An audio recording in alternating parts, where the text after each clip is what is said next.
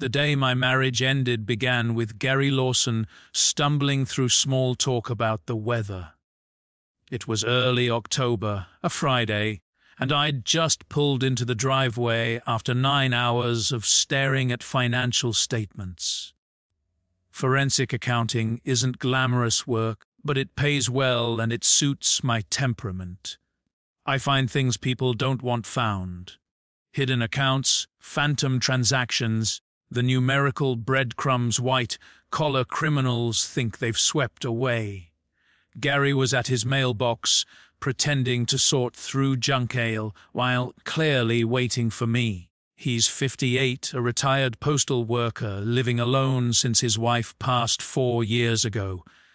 A good neighbor, keeps to himself mostly. "Hey, Jake," he said, lifting a hand. "How's work treating you?" "Same old Gary." "You know how it is," I said. I grabbed my mail and started toward the house, but Gary shuffled closer, his body language all wrong, shoulders tight, eyes darting everywhere except my face. "Listen," he said, then stopped, scratching the back of his neck. "I don't want to get involved in anything." I waited. In my line of work, you learn that silence is the best interrogation technique. People can't stand empty air. They'll fill it eventually. Maybe just keep it down during the day. The walls between these houses, they're thinner than you'd think. I felt something cold settle in my stomach, but I kept my face neutral. "During the day, Gary. I'm at work during the day." His expression shifted. Embarrassment first, then the slow, dawning horror of a man who realizes he's said too much. "Well, probably just the TV then. Lauren must have it up loud." "Sorry, forget I said anything." "Sure, Gary, no problem." I walked inside like nothing is wrong. 34 years old, and I'd just gotten good at wearing masks. Lauren was in the kitchen, stirring something on the stove. My wife of 6 years, still beautiful at 32, dark hair pulled back in a messy bun, wearing yoga pants and an oversized sweater, working from home as a marketing consultant, meant she rarely dressed up during the week. Except she was wearing perfume. I could smell it the moment I stepped inside, that vanilla and sandalwood scent she usually saved for date nights. "Hey, babe." She turned and smiled, and I noticed the bedroom door down the hall was closed. We never closed that door. "How was your day?" "Long." "Something smells good." "Chicken masala. I know it's your favorite." I sat down my briefcase and crossed to kiss her cheek. The kitchen smelled like cleaning products underneath the cooking. "Pine?" "So maybe," and something else. "Too clean." Lauren wasn't a messy person, but she wasn't obsessive about housework either. "You're sweet," I said. "What's the occasion?" "Does there need to be an occasion?" She wrapped her arms around my neck. Maybe I just missed my husband.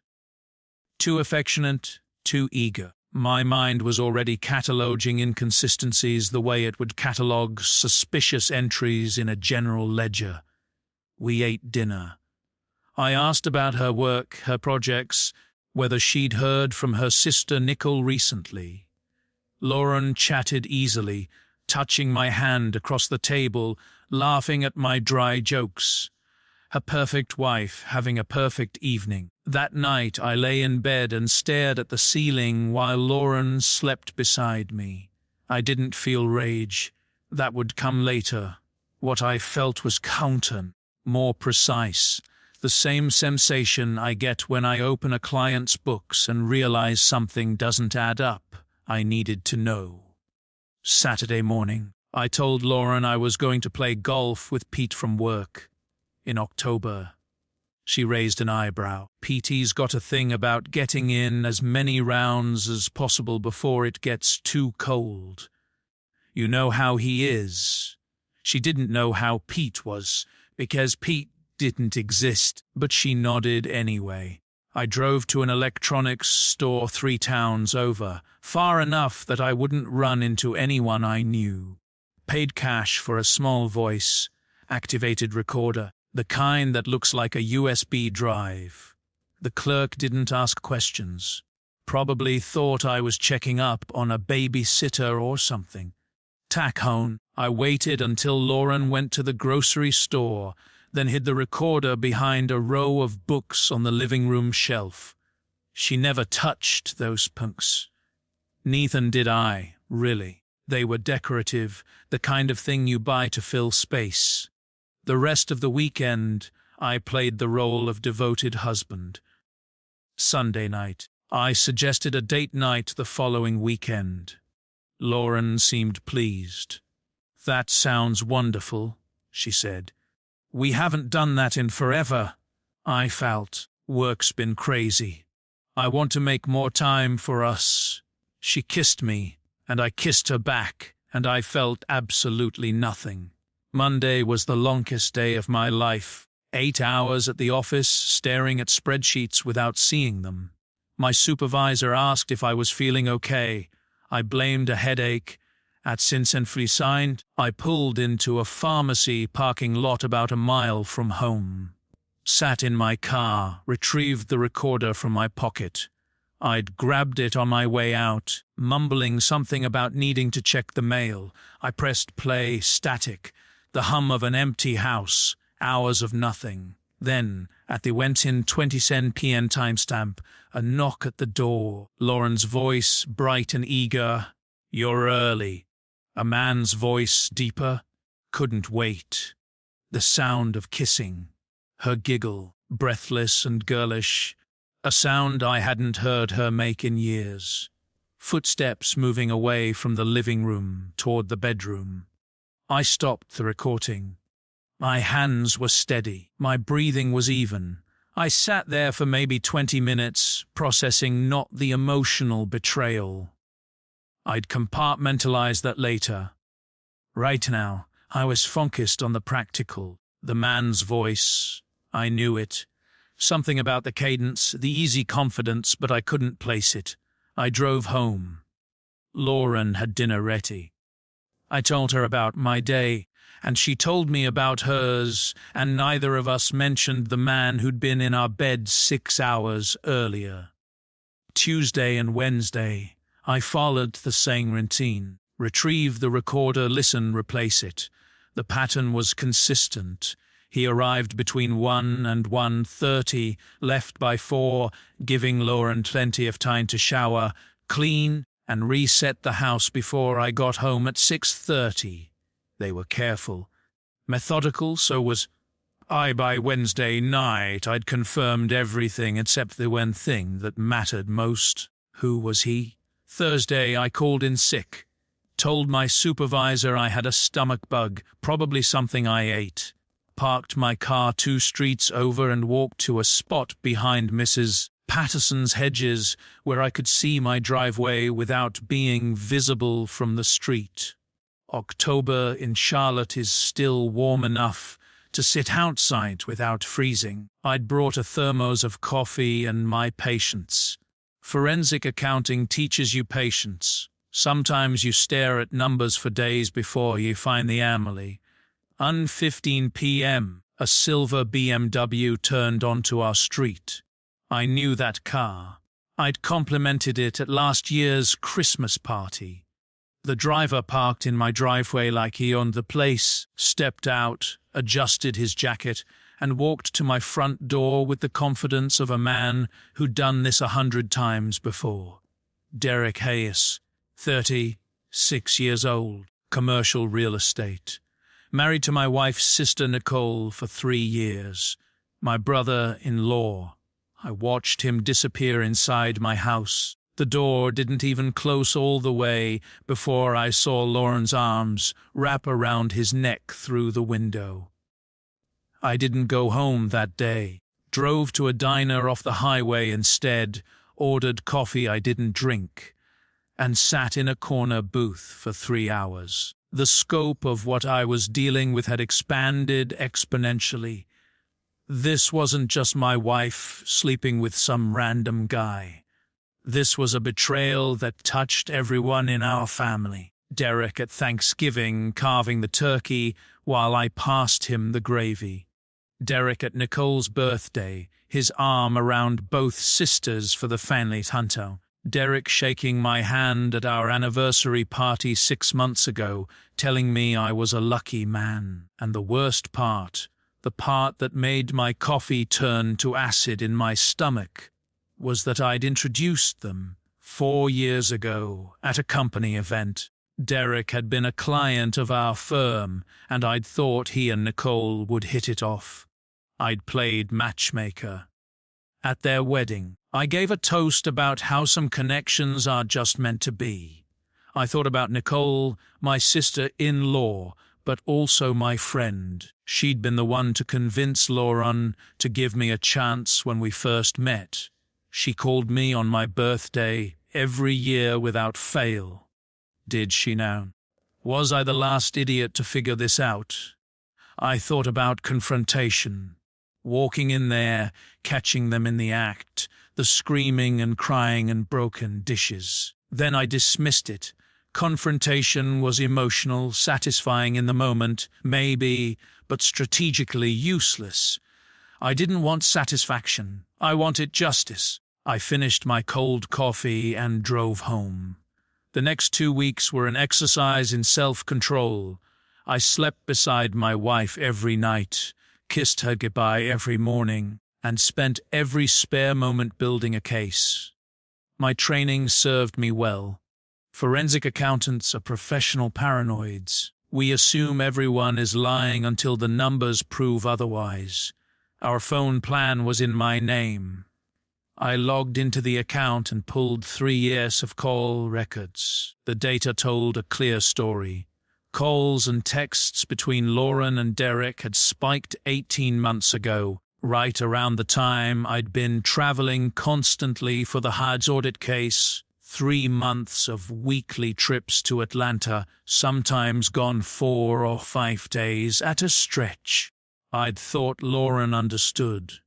The case was important, the biggest of my career. She'd told me she was proud of me, that she'd be fine, that I shouldn't worry about her. Turns out she'd been plenty busy. But here's what the data also showed. The communication pattern started 3 months before my travel ramped up. She hadn't drifted into Derek's arms because I was gone. She'd been there already. My absence just made it easier.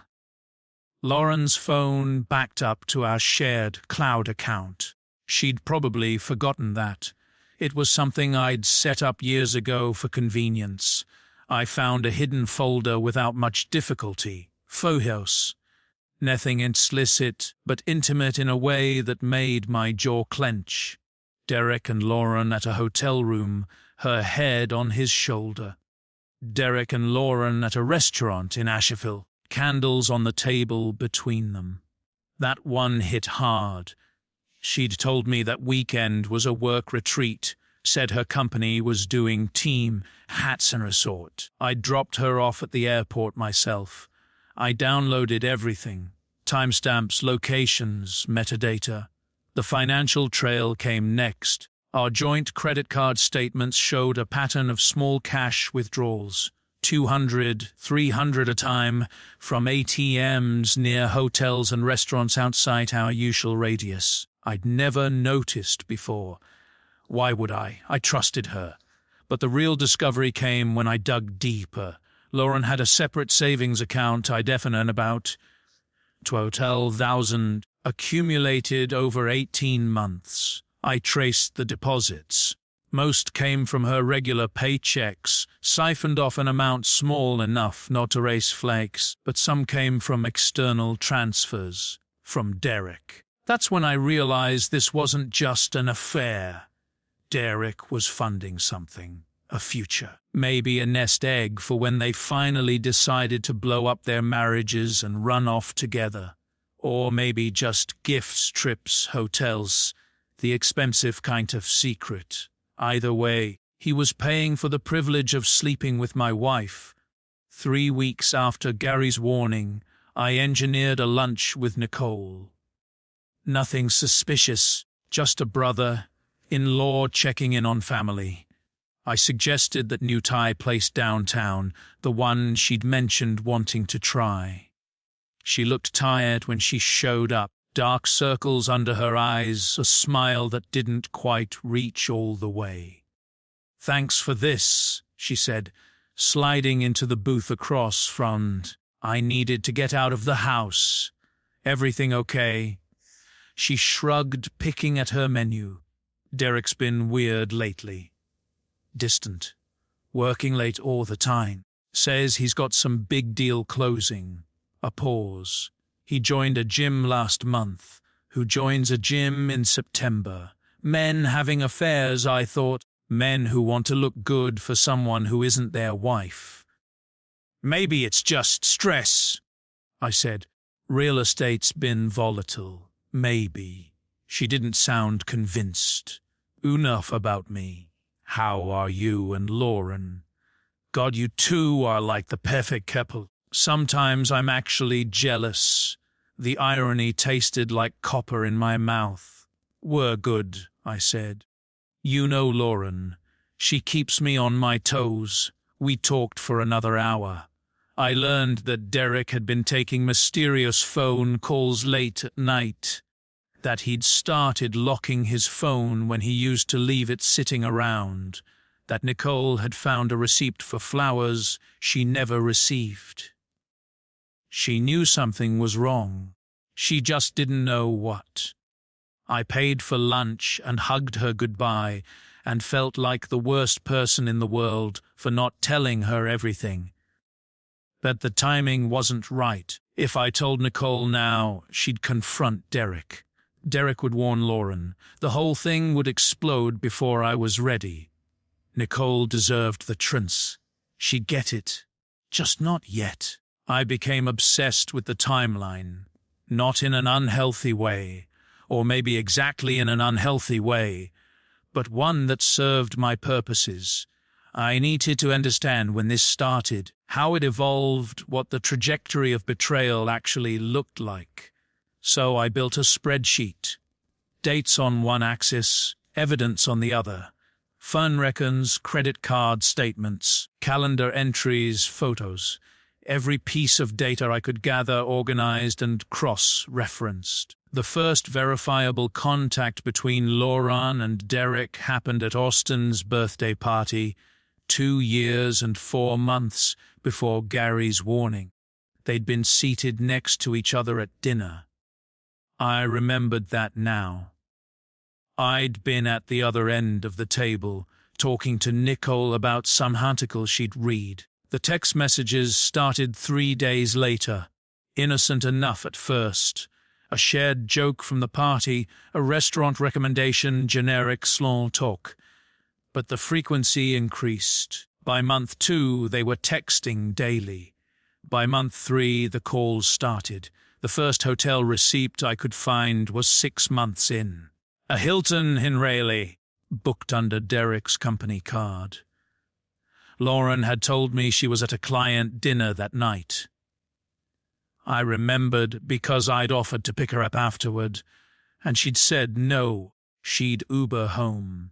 She'd come home at 11, smelling like hotel soap, and I'd been too tired to notice.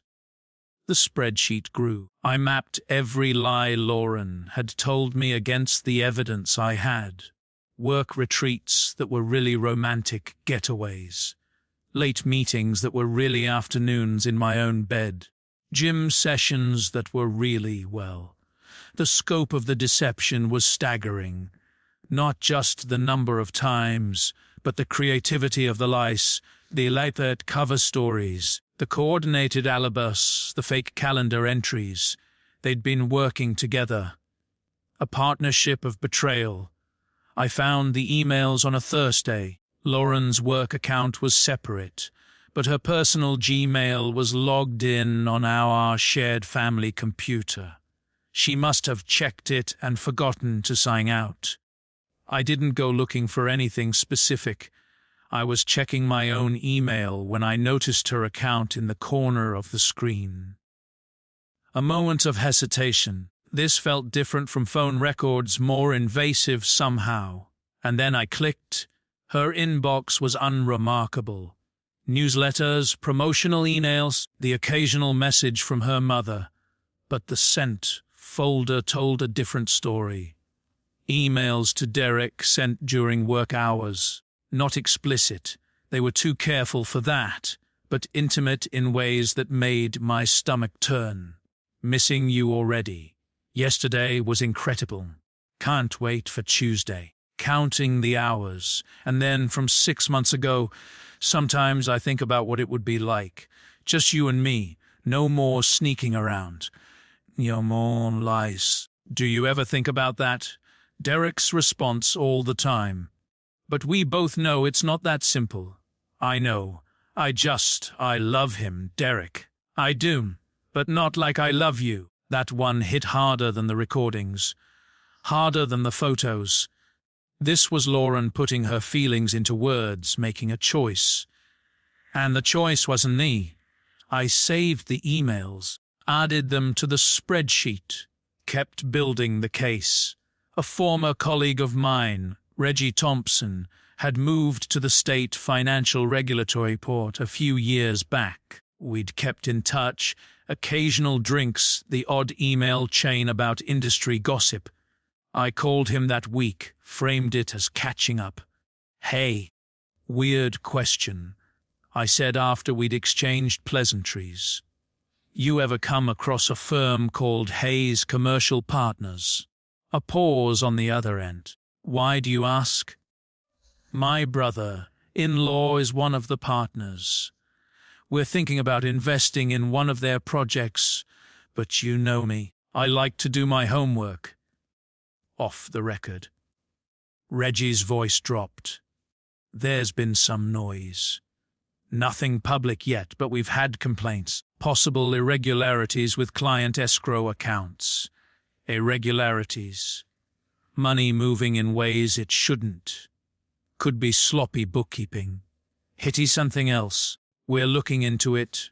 I thanked him and ended the call. So Derek wasn't just an adulterer. He might also be a thief. That information would be useful. The regulatory board moved faster than I expected. 2 weeks after my anonymous tip, Reggie called me. That firm you asked about. Hayes Commercial Partners. What about it? Thought you should know. We've opened a formal investigation. Some interesting discrepancies in their escrow accounting. Your brother-in-law might want to lawyer up. I played dumb. Really, Derek, he always seems so put together. The put-together ones are usually the worst. They think they're too smart to get caught. A pause. This didn't come from me, Jake. Of course not. Thanks for the heads up. I hung up and allowed myself a small smile. Derek's absences from the office, the ones I'd documented through my recordings, coincided perfectly with the gaps in his firm's paperwork. Every time he was at my house, there was a client meeting he'd missed or a document that hadn't been signed. The investigators wouldn't have known where to look where I tit. But now that they were looking, the evidence was there. Derek had stolen money. That wasn't my doing. He'd created the crime himself. I just made sure the right people found out. 4 weeks after discovery, I sat across from Victoria Palmer in her downtown office. Victoria was 52, silver-haired, impeccably dressed, and had a reputation for handling high-conflict divorces with surgical precision. The kind of attorney you hire when you want to win, not just survive. I laid out my evidence.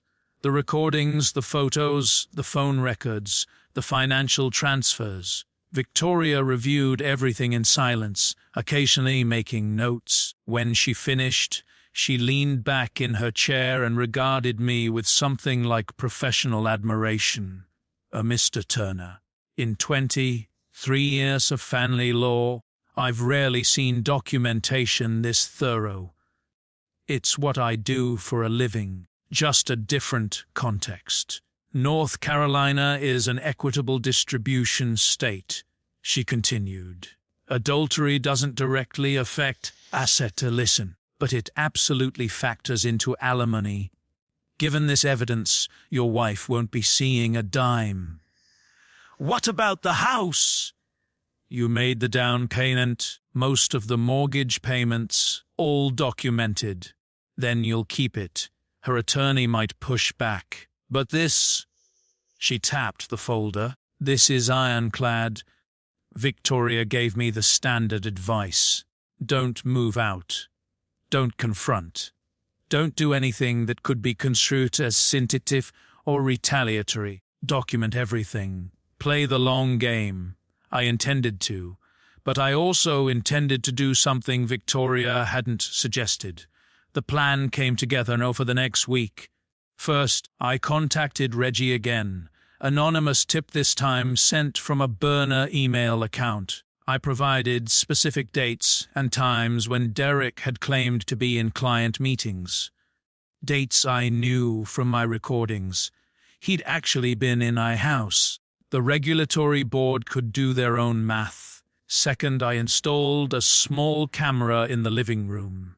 North Carolina's a one-party consent state for recordings, and I owned the house, so anything captured in common areas was admissible.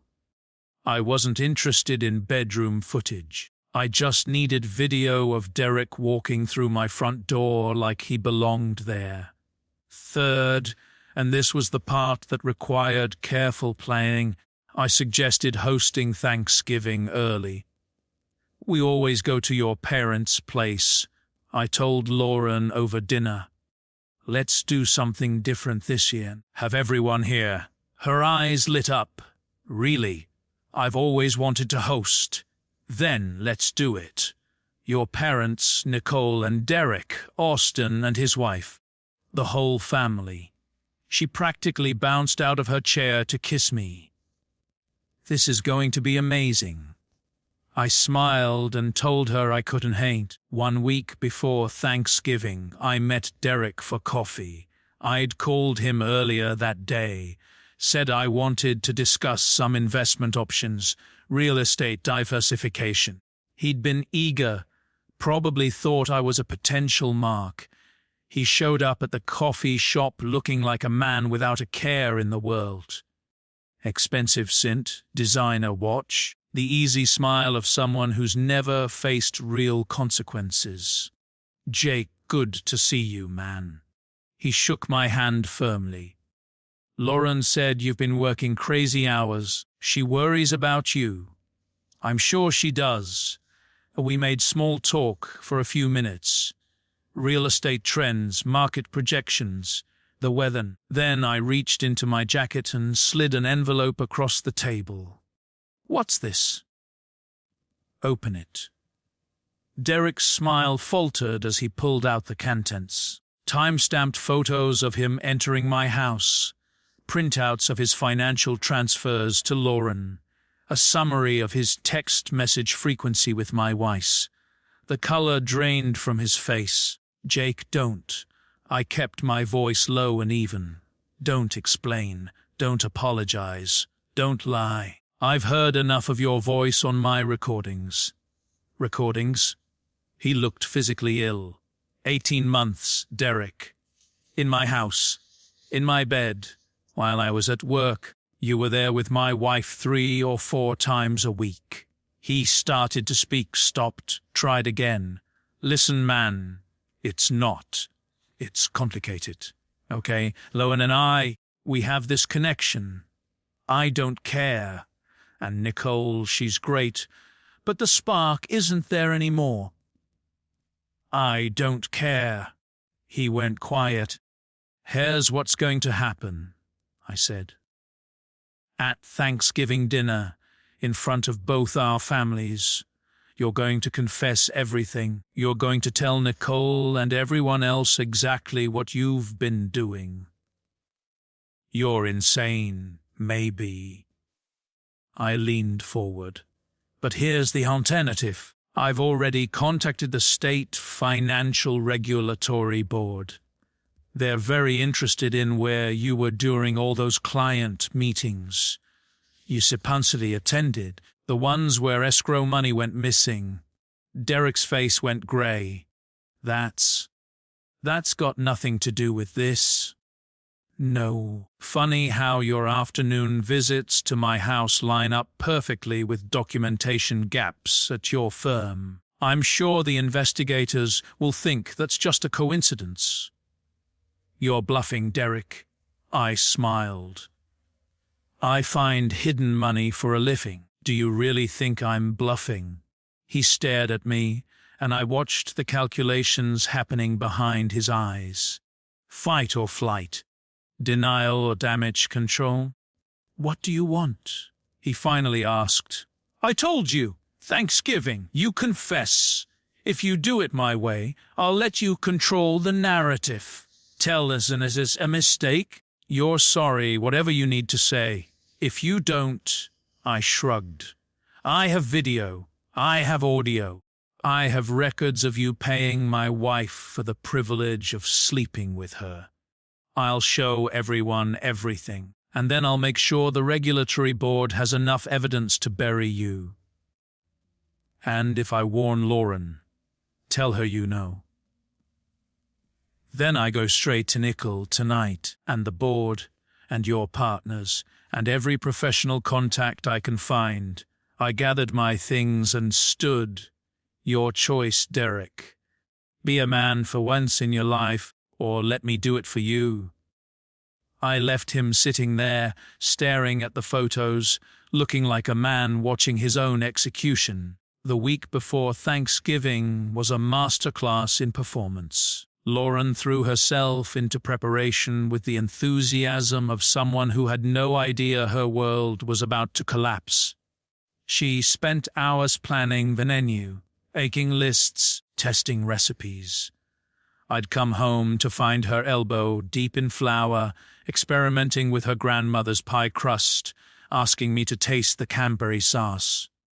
More orange zest, you think, or is it too much?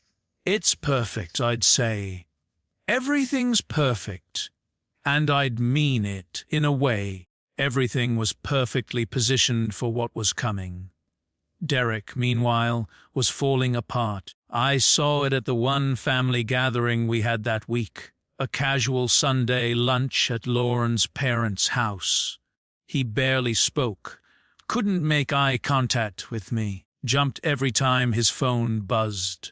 Nicole kept asking if he was feeling okay. Work stress, he muttered. Big deal falling through. Nothing to worry about. Lauren shot him a look I recognize now. Concern mixed with something else. Complicity. They'd been partners in deception for so long that his distress made her nervous. What did he know that she didn't? After lunch, I found myself alone with Derek in the backyard. Lauren's father wanted to show Nicole something in the garage, and Lauren was helping her Nathan with dishes. Derek stood by the fence, pretending to admire the fall foliage. I walked up beside him. Nice day, I said. He flinched. Jake, listen, about our conversation. What conversation? The coffee shop. The pictures. I don't know what you're talking about. I smiled pleasantly. We discussed real estate investment opportunities. That's all. He stared at me, and I watched the gears turning. Was I giving him an out? Playing some kind of game? Are you saying you've changed your mind? I'm saying I hope you're ready for Thursday. Turkey Day. Family. Togetherness. I clapped him on the shoulder. Should be memorable. I walked back inside and didn't look at him again. Wednesday night. I couldn't sleep. Not from nerves. I'd made my peace with what I was about to do. But I kept running through scenarios. What if Derek confessed early, before dinner? What if Lauren figured something out? What if the video didn't play properly? At 3:00 a.m., I got out of bed and went to the living room, tested the connection between my phone and the TV, played the video on mute just to make sure it worked. Lauren slept through all of it. I stood there in the dark, watching my wife on screen, greeting her lover at our front door, the timestamp glowing in the corner, the casual intimacy of their body language. 18 months, over 500 days, thousands of lies. I turned off the TV and went back to bed. Thursday morning, Lauren woke up at 6:00 to start cooking. I helped where I could, peeling potatoes, chopping vegetables, staying out of the way when she needed space. We worked in comfortable silence, moving around each other like we'd done 100 times before. "I love this," she said somewhere around mid-morning. "Cooking together. We should do this more often. We should. I've been thinking." She wiped her hands on a towel and turned to face me. "Maybe we could talk about expanding the family, starting to try." I felt nothing. Absolutely nothing. "Let's get through the holidays first," I said. "Talk about it in the new year." "Of course. No rush." She kissed me on the cheek. "I just want you to know I'm ready whenever you are." I went back to peeling potatoes. The guests started arriving at 400. Lauren's parents first, Richard and Ellen, both in their early 60s, dressed up for the occasion. Ellen handed Lauren a pumpkin pie she'd insisted on bringing despite Lauren's contests. Richard shook my hand firmly and asked about work. "Same old," I said. "Finding hidden money, catching people who think they're smarter than the numbers." "Honest work," Richard said approvingly. "More people should do it." I wondered if he'd feel the same way by the end of the night. Austin and his wife arrived next, Megan, 7 months pregnant with their first child. The pregnancy had been a long-awaited miracle after 2 years of trying, and the whole family treated Megan like she was made of glass. "How are you feeling?" Lauren asked, ushering her toward the most comfortable chair. "Fat, tired, ready for this kid to get out." Megan laughed. "But grateful, so grateful." Austin hovered near his wife, unable to stop smiling. He'd always been the protective type, played linebacker in college, still had the build. Now channeled that energy into doting on Megan. "Jake, buddy," he said, pulling me into a hug. "Good to see you. Thanks for hosting." "Family's important," I said. Wanted everyone together. The last to arrive were Derek and Nicole. I heard the car pull up and watched through the window. Nicole got out first, adjusting her dress, fixing her hair. Pretty in that careful way of women who try too hard to hold on to husbands who aren't worth keeping. Derek sat in the driver's seat for a long moment before getting out. Even from inside, I could see his hesitation, the debate happening behind his eyes. He could run, get in the car and drive away, call Lauren with some excuse, a sudden emergency, anything to avoid what was coming. But he got out, walked to the door, rang the bell like he'd done 100 times before. I answered. "Dick." "Nicole, welcome. Thanks for having us," Nicole said, hugging me. "The house looks beautiful. Lauren did all the work. I just carried things." Derek hung back, wouldn't meet my eyes, shook my hand with a grip like wet paper. "Jake, Derek, glad you could make it." I showed them to the living room, where Lauren was pouring drinks. She lit up when she saw them, or rather, when she saw him. I watched the flicker of something pass between them, Hinckley suppressed, the language of secrets. "Nicole! Derek! Oh my God, I'm so glad you're here!" She hugged her sister, hugged Derek for a beat too long. Offered wine. None for me, Derek said. Driving, a smart. He wanted to be clear-headed when everything went sideways. Dinner was a performance I never forget. Lauren had outdone herself. The turkey was golden and perfect. The sides were magazine-worthy. The table looked like something from a catalogue. Everyone praised her cooking. Everyone said how wonderful it was to be together. I sat at the head of the table and watched. Derek picking at his food, avoiding conversation. Nicole trying to engage him, failing, looking hurt. Lauren playing the hostess, chattering about recipes and holiday plans, sneaking glances at Derek when she thought no one was watching. Her parents, oblivious. Austin and Megan wrapped up in each other and the baby coming. They were all so comfortable, so secure in the illusion of family. None of them knew that under this table, under this roof, 18 months of lies were about to collapse. I ate my turkey, complimented the stuffing, asked Austin about his job, made a joke that got Richard laughing. Normal, natural. The performance of a lifetime, and then the plates were cleared and coffee was poured, and I stood up and clinked my glass. "I'd like to make a toast," I said. Lauren beamed at me. "Oh, honey, that's sweet.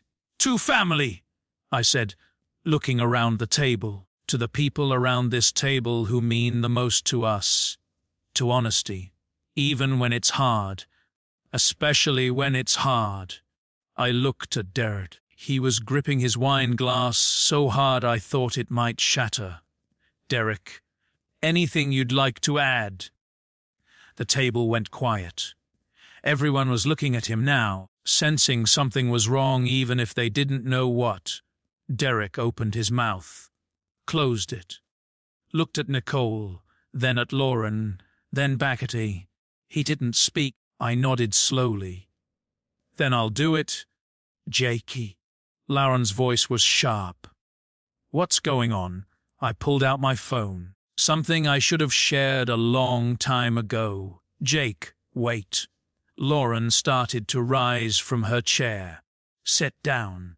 She sat. I connected my phone to the TV in the living room. Everyone had shifted to see the screen. Lauren's mother was frowning, confused. Nicole looked scared. I pressed play. The video was clear enough.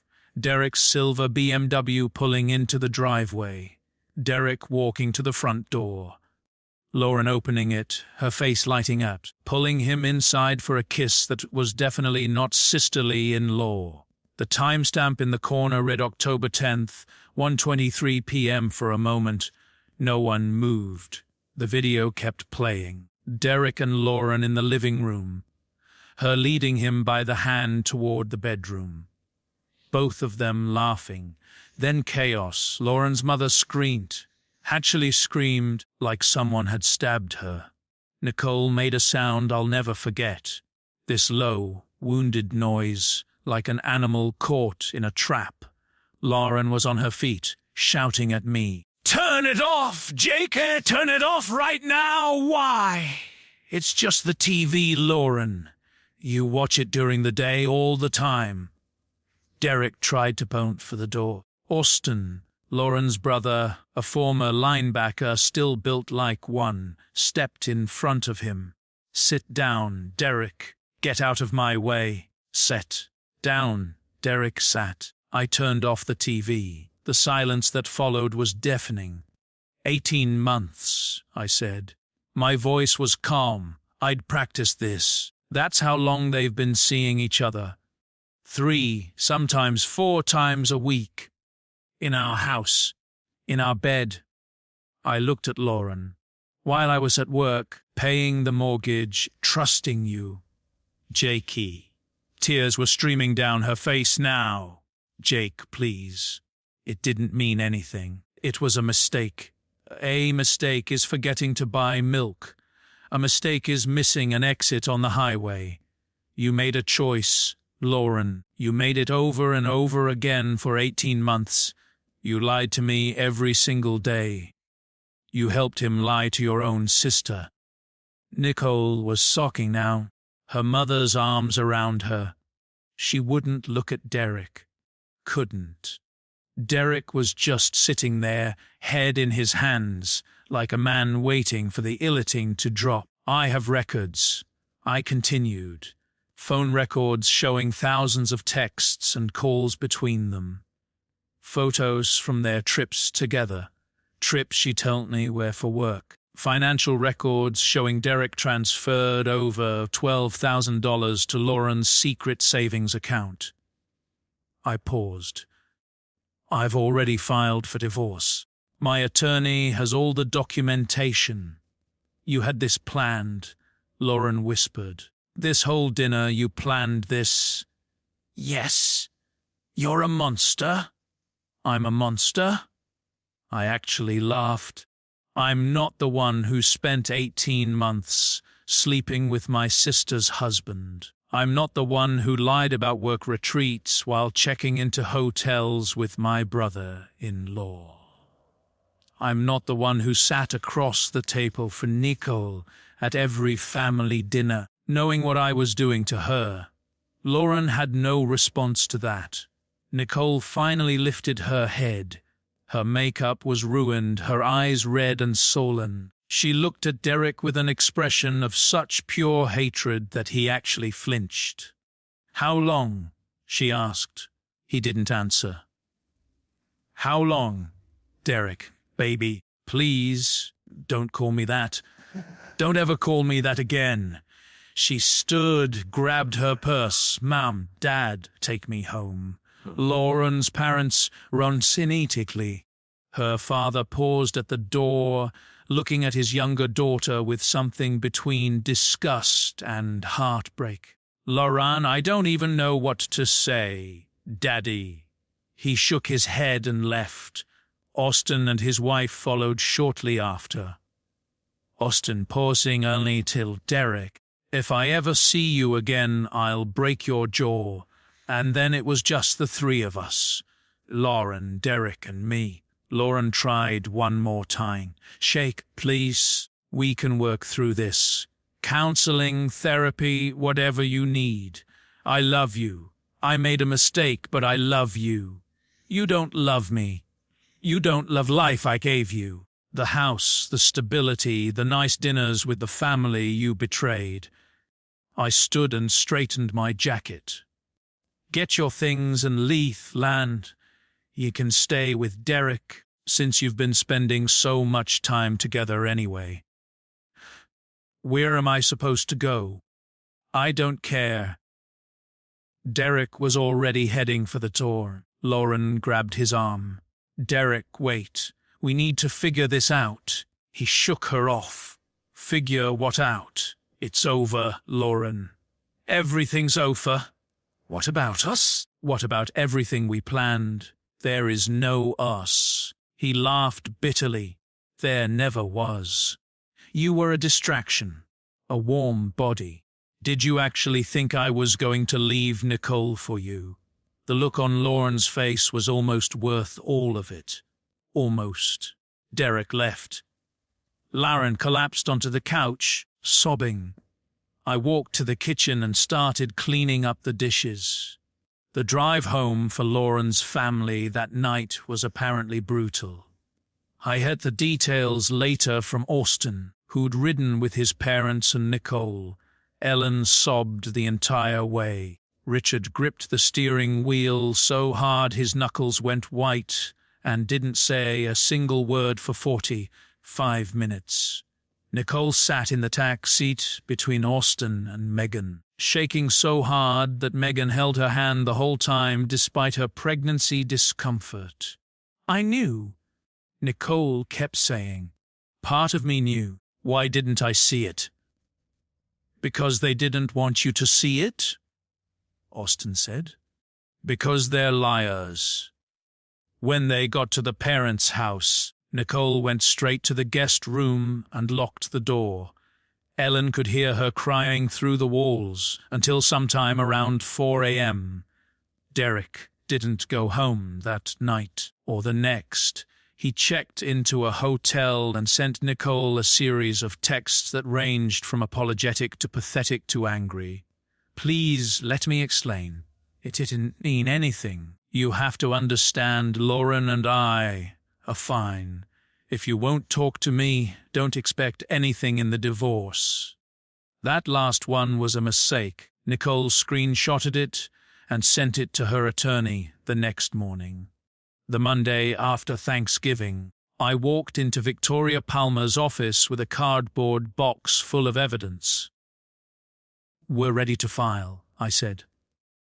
Victoria reviewed the Matteo time, the recordings, the photos, the emails I'd discovered, the financial records, the video from Thanksgiving itself. "You've been thorough," she said.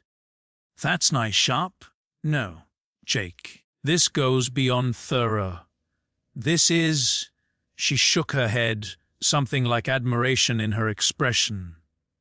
"I've been doing this for over 20 years. I've never seen a betrayed spouse this prepared. When you find something wrong, you document it. Then you act. Most people would have confronted their spouse the moment they suspected. Lost control, given the other side ammunition. I'm not most people." Victoria nodded slowly. "No, you're certainly not. We filed that afternoon." Lauren was served papers at her parents' house the following day. Lauren's attorney was a woman named Patricia Decker. Aggressive, expensive, known for fighting dirty. Her opening gambit was to claim I'd entrapped Lauren by recording her without consent. Victoria anticipated this and shut it down immediately. North Carolina allows single-party recording. I was a party to the household. The recordings were legal. Patricia's second attempt was an invasion of privacy claim regarding the hidden camera. Also shot down. My house, common areas only. No expectation of privacy in the living room. Third try, intentional infliction of emotional distress through the Thanksgiving revelation. Victoria actually laughed at that one. Your client spent 18 months engaged in an affair with her sister's husband, Victoria said during the deposition. She lied to everyone she claimed to love, repeatedly and systematically, and now she wants to claim emotional distress because her husband exposed the truth. Please. Patricia dropped that argument. Lauren tried to negotiate through her attorney. She proposed various settlements, more of the house equity, spousal support for a limited time, division of retirement accounts. I rejected everything. She gets what the law requires and not a penny more, I told Victoria. Adultery forfeits alimony in this state. She knew the rules. She broke them anyway. The final settlement, reached 4 months after Thanksgiving, gave Lauren $32,000 from our joint savings and nothing else. I kept the house, my retirement accounts, and my dignity. When she signed the papers, Lauren looked at me for a long moment. "I hope you're happy," she said. "I hope ruining everything made you happy." "I didn't ruin anything, Lauren. You did. I just documented it." She left without another word. Derek's reckoning came slower but harder. The regulatory investigation accelerated after Thanksgiving. Investigators now had a clear pattern of Derek's absences from the office. Dates and times when he'd claimed to be in client meetings, but was actually at my house. They cross-referenced this with escrow account irregularities. The math was damning. Over 3 years, Derek had siphoned approximately 400 cents from client escrow accounts. Not enough to be immediately obvious, but enough to matter. He'd disguised the transfers as legitimate business expenses, maintenance costs, administrative fees, the kind of numbers that look normal unless you know exactly where to look. I knew where to look, and I told them. The formal indictment came down in March, 4 months after Thanksgiving, 12 counts of wire fraud, 6 counts of breach of fiduciary duty, 2 counts of money laundering. Derek's partners immediately dissolved the partnership and issued a statement distancing themselves from his actions. His real estate license was suspended pending investigation, then permanently revoked after the indictment. He hired expensive lawyers. They tried every tactic: procedural challenges, evidence suppression, claims of prosecutorial overreach. Nothing stuck. The documentation was too solid. Derek tried to play in Cuplahy, claiming I'd orchestrated his downfall as revenge for an affair. He gave interviews to local media outlets, painting himself as the victim of a vindictive husband who couldn't handle his wife's emotional connection with another man. This is about a scorned husband using his forensic accounting skills to destroy someone's life. Derek told one reporter, "The affair was wrong. I admit that. But what he did, digging through my professional life, feeding information to investigators, that's not justice. That's revenge." The reporter asked if he'd actually committed the financial crimes he was accused of. Derek's lawyer intervened before he'd answer. The court of public opinion wasn't kind to him. Comments on the news articles were uniformly hostile. So he cheats on his wife, steals from clients, and now he's the victim. One commenter wrote, "Some people really can't take responsibility for anything." The trial was brief. The evidence was overwhelming. Derek's own documentation habits had created a paper trail a child could follow. His absences from the office were logged in company calendars. The missing escrow funds were tracked through bank records. His affair schedule had given investigators the exact windows to examine. Conviction on 9 of the 12 wire fraud counts, all 6 breach of fiduciary duty counts, 1 money laundering count. Sentencing 4 years minimum security, eligible for parole in 2. Derek's expression when the sentence was read was something I'll never forget. Not anger, not defeat. Just blank incomprehension, like he still couldn't understand how his carefully constructed life had collapsed so completely. Nicole attended the sentencing hearing. She sat in the back row, alone, and watched the father of no children, the husband of nobody anymore, get led away in handcuffs. I wasn't there. I didn't need to be. The outcome was enough. Nicole reached out 2 months after Thanksgiving. I'd been dreading that call. Part of me expected anger, blame. I was the one who'd destroyed her marriage in front of everyone she loved. But when I answered, her voice was calm. "Can we meet? I think I owe you a thank you." We met at a coffee shop near her new apartment. She looked different, thinner, tired, but there was something harder in her eyes now. Stronger. "I'm sorry," I said. "I know the way I handled it was brutal." Oh, she smiled faintly. "Yeah, it was. I've had nightmares about that tin. I should have told you privately." "No, you did right." She wrapped her hands around her coffee cup. "If you told me privately, I would have confronted Derek. He would have lied, and I would have believed him, because I always believed him. The only way I was ever going to really see was if I couldn't deny it. I still feel terrible." "Don't. I'm actually grateful. You respected me enough to tell me the truth, even when it was ugly. That's more than my own sister did." We talked for 2 hours about the divorce proceedings, the family fallout, the difficulty of rebuilding a life you thought was solid. Nicole had found a therapist she liked. She was looking for a new apartment further from the memories. "The worst part isn't the betrayal," she said.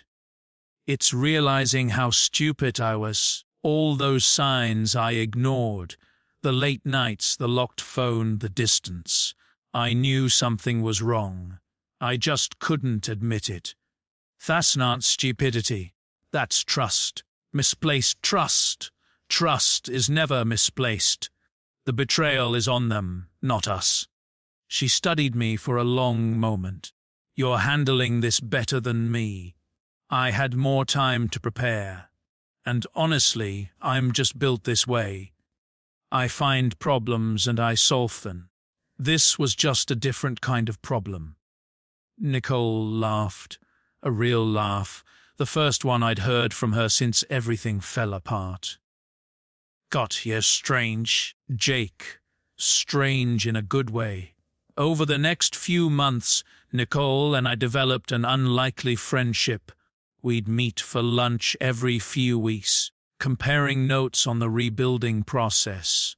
She'd tell me about her therapy sessions, the stages of grief she was working through, the anger that still caught her off guard at random moments.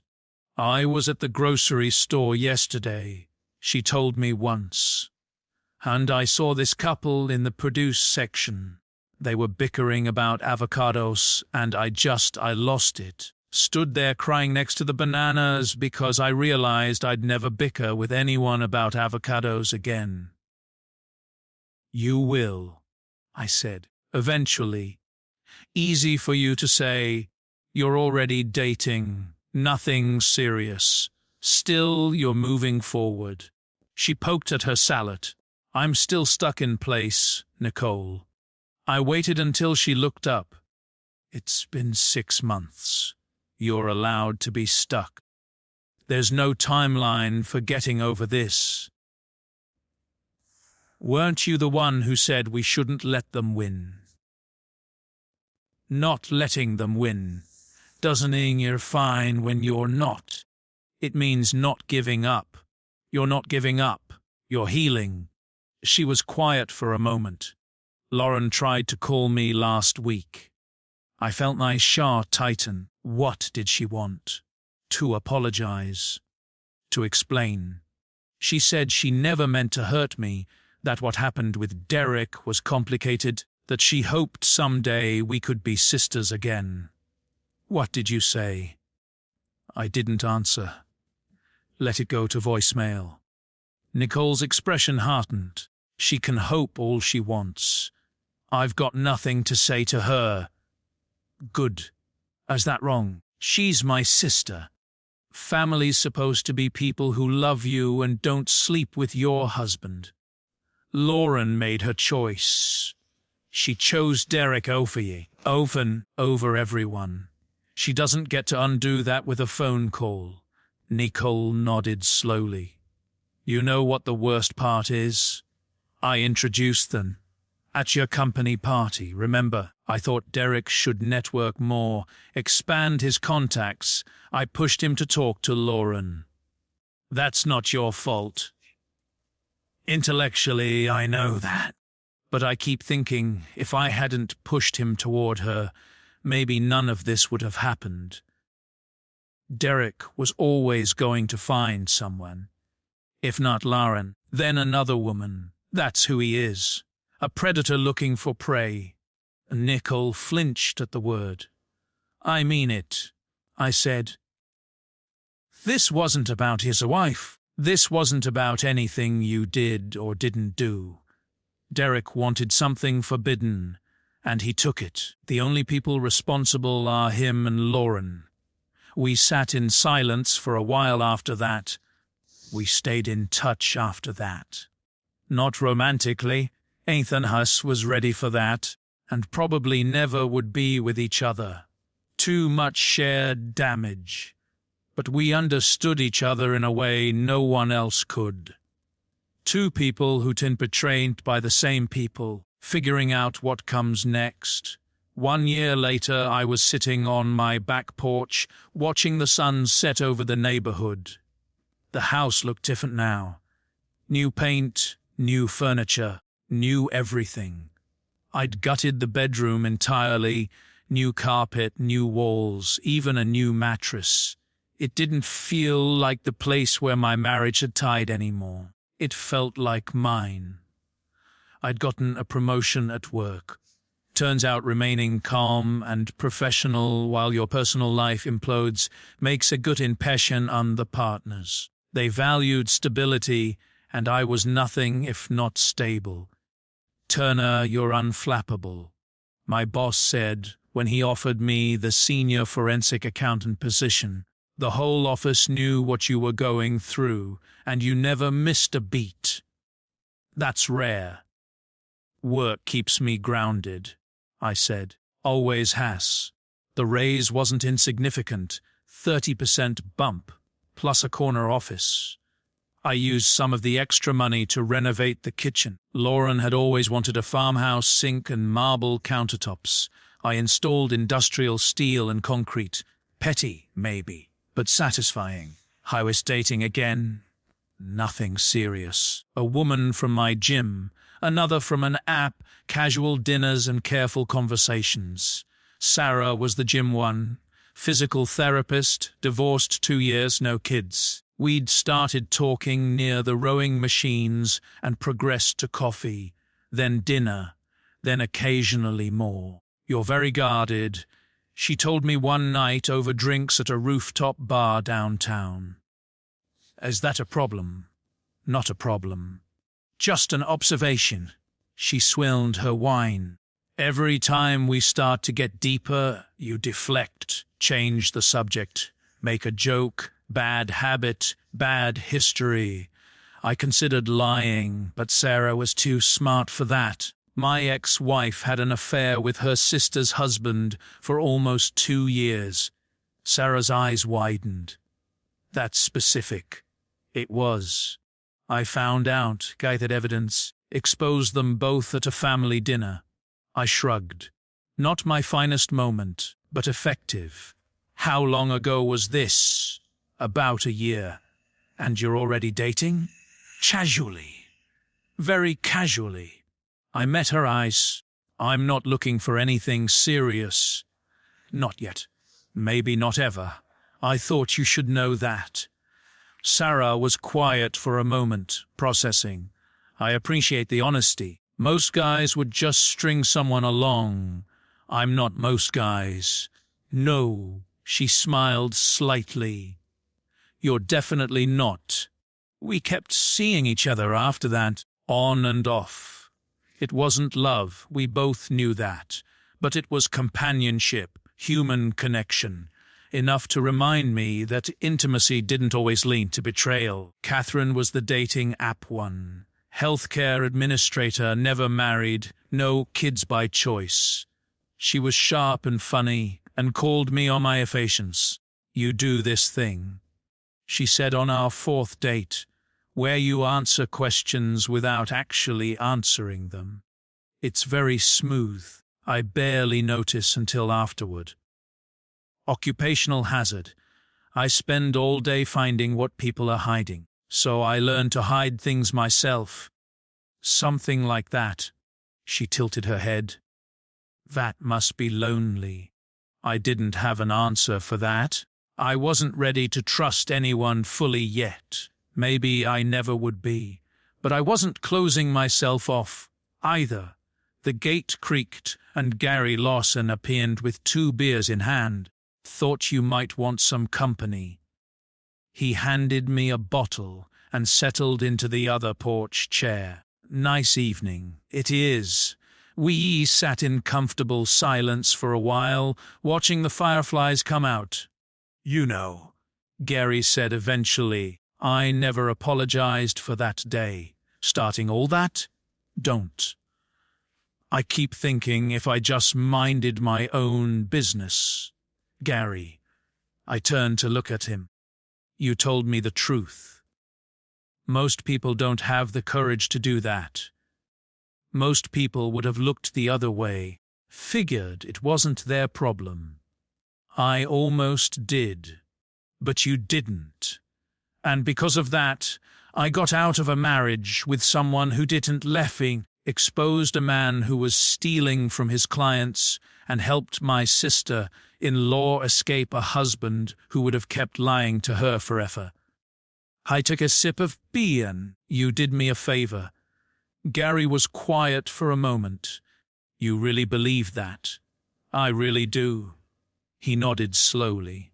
You're an interesting and Jake, so people keep telling me. We finished our beers and watched the stars come out. The night was quiet, the house was quiet, and for the first time in as long as I could remember, so was my mind. There's an epilogue to this story, one I didn't expect.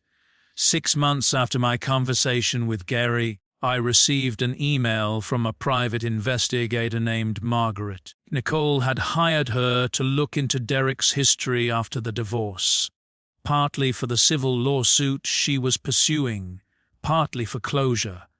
The full import was 20 pages, single-spaced. I read it in my office with the door closed, my coffee growing cold beside me. Before Lauren, before Nicole, Derek had another affair. Her name was Rebecca. Married, mid-30s, a colleague at Derek's previous firm in Richmond. The affair had lasted about 8 months. Her husband found out, confronted Derek, and Derek had simply left, quit his job, moved to Charlotte, started fresh. Rebecca's marriage ended. She'd lost her job, too.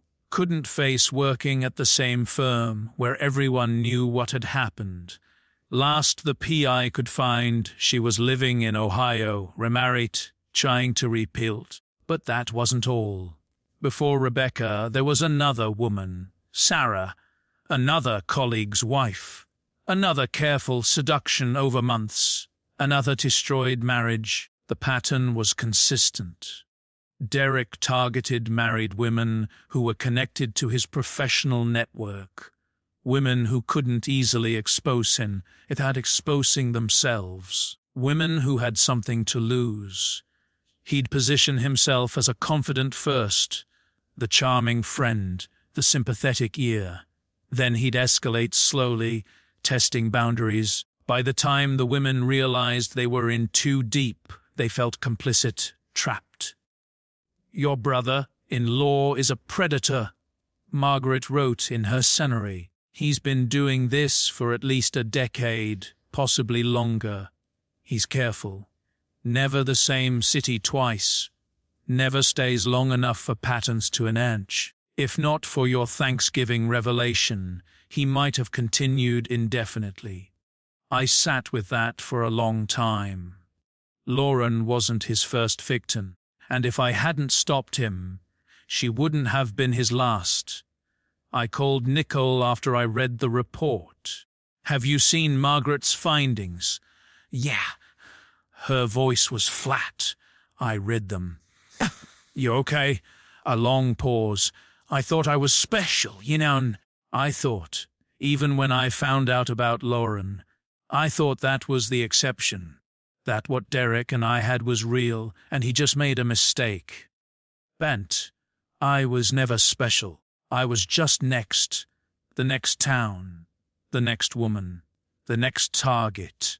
She laughed, but there was no humor in it. He probably would have gotten bored of Lauren eventually too. Moved on. Found someone else. Left us all behind. Probably. I keep thinking about those other women. Rebecca and Sarah. They had no idea either, did they? They thought they were the exception too. Most people do. Derek was good at making people feel chosen. I want to reach out to them. Let them know they're not alone. That's a generous impulse.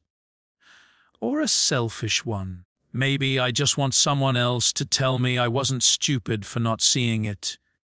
Nicole, you weren't stupid. None of you were stupid. You were trusting, and someone exploited that trust. There's a difference. Oh, she was quiet. Do you believe that? I believed Lauren for 6 years. I brought Derek into our family. If anyone should have seen it, it was me. But I didn't, because that's how people like Derek work. I forwarded the PI's findings to the Regulatory Board and to the State Bar Association. If Derek ever tried to rebuild his career somewhere else, there'd be a record waiting for him. Some people might call that vindictive. I highly accept. A year and a half out from Thanksgiving, I got a text from a number I didn't recognize. It was Lauren. I'm getting married again. Thought you should hear it from me. I stared at that message for a long time, not angry, not hurt. Just curious. Congratulations, I typed back. I hope you're happy. I'm trying to tea.